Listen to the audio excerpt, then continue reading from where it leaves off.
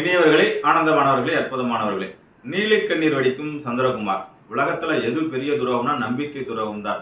சாதாரண பேப்பர் போடுற ஒரு மனுஷனை மனிதனாக்கி ஆளாக்கி தமிழ்நாட்டின் கொறடாவாக்கி மாபெரும் ஆளுமையான ஜெயலலிதாவுக்கு முன்னாடி எதிர்கட்சி தலைவருங்கிற பெரிய அந்தஸ்து. கேப்டன் அவர்கள் கூட சட்டமன்றத்துக்கு போகாமல் இருந்துட்டு இப்போ ஈரோடு இடைத்தேர்தல் வந்தோடனே கேப்டனோட ரசிகர்கள் எல்லாம் தன் பக்கம் இருக்கட்டும், தனக்கு ஓட்டு போட வேண்டும் என்பதற்காக நீலி கண்ணீர் அடிக்கிறார். அந்த பேட்டி எனக்கு அத்தனை பேர் அனுப்பிச்சிருந்தாங்க. இதை பற்றி உடனே பேசுங்க மாஸ்டர் அப்படின்னு எனக்கு அனுப்பிச்சிருந்தாங்க. அது கீழே கமெண்ட் போட்டிங்கன்னா கழுவி ஊத்துறாங்க. சந்திரகுமார் ஒரு பாசிட்டிவ் கமெண்ட் கூட கிடையாது. உலகத்தில் யாரை வேணாலும் கேப்டன் அவர்கள் மன்னித்து விடுவார்கள். ஆனால் சொந்த தம்பி மாதிரி தான் 2 பசங்களுக்கு எவ்வளோ முக்கியத்துவம் கொடுத்தாரோ அந்த அளவுக்கு முக்கியத்துவம் கொடுத்து, அதாவது இப்போ சொல்கிறாரு, என்ன கேப்டன் திருச்சி மகளிரணி மாநாடு முடிச்ச தடவை கட்டி பிடிச்சாரு, முத்தம் கொடுத்தாரு, அண்ணி கட்டி பிடிச்சாங்க, எல்லாம் பண்ணாங்க. இவ்வளோ நாள் எங்கே போனார்கள்?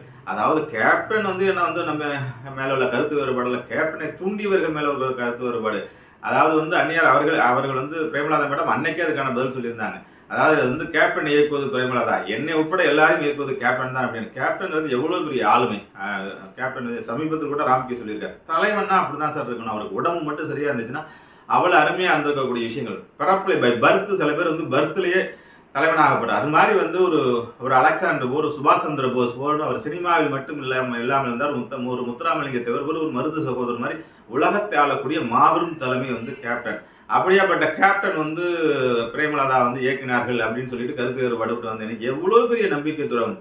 இப்பொழுது உங்கள் அளவுக்கு இப்போ பார்த்தசாரதி அவர்கள் இருக்கட்டும், இப்போ அந்த கட்சியில் இன்னைக்கு அனக முருகேசன் இருக்கட்டும், இன்னைக்கு அந்த இளங்கவன் போன்றவர்கள் நிறைய பேர் இன்னைக்கு பார்த்தீங்கன்னா உண்மையாகவும் விசுவாசமாக பதவி சுகத்துக்காக ஆசைப்பட்டுக்கிறார்.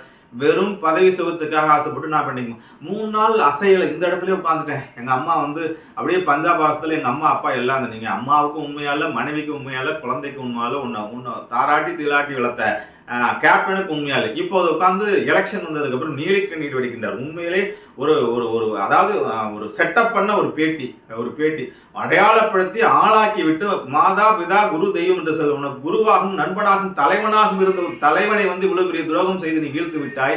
உன்னுடைய வீழ்ச்சிக்கு மிகப்பெரிய காரணம் பார்த்தீங்கன்னா கேப்டனுடைய வீழ்ச்சிக்கு மிகப்பெரிய காரணம் சந்திரகுமார். அப்படியாப்பட்ட சந்துரு இன்னைக்கு வெறும் துருவாக வர வேண்டும். அவரை ஈரோடு மக்கள் சரியான பாடத்தை கற்பிக்க வேண்டும். இந்த நீலி கண்ணீர்களெல்லாம் கேப்டனுடைய ரசிகர்களோ தமிழ்நாட்டு மக்களோ மயங்க மாட்டார்கள் என்ற ஒரு செய்தியை சொல்லிக்கொண்டு அந்த பேட்டியில் மனசாட்சி இருக்கிற, அதாவது பதுமை மாதிரி அழகாக நான் ஆரம்பத்தில் நீ எந்த கட்சியில் வேணாலும் நீங்கள் இப்போ இருக்கிற கட்சிக்கு நினைச்சு விசுவாசம் பாருங்க.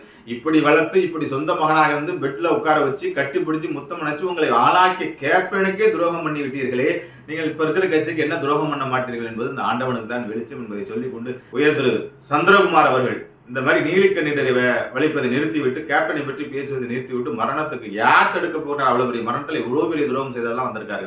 இன்ற வரலும் 2 வருஷம் அந்த சமாதி பக்கம் கூட எட்டி பார்க்கல. யாராவது முடியுமா? தந்தையாகவும் தாயாகவும் என்னை அவ்வளோ பெரிய உயரத்தில் இருந்தால் மனசாட்சி உள்ள எப்படி தூக்கம் வருது, எப்படி ஓட்டு கேட்க முடியுது, எப்படி இப்படி பேச முடியுது? சந்திரகுமார் மாதிரி ஒரு பச்சோந்தி சந்திரகுமார் மாதிரி ஒரு துரோகி உலகத்தில் யாரும் இல்லை.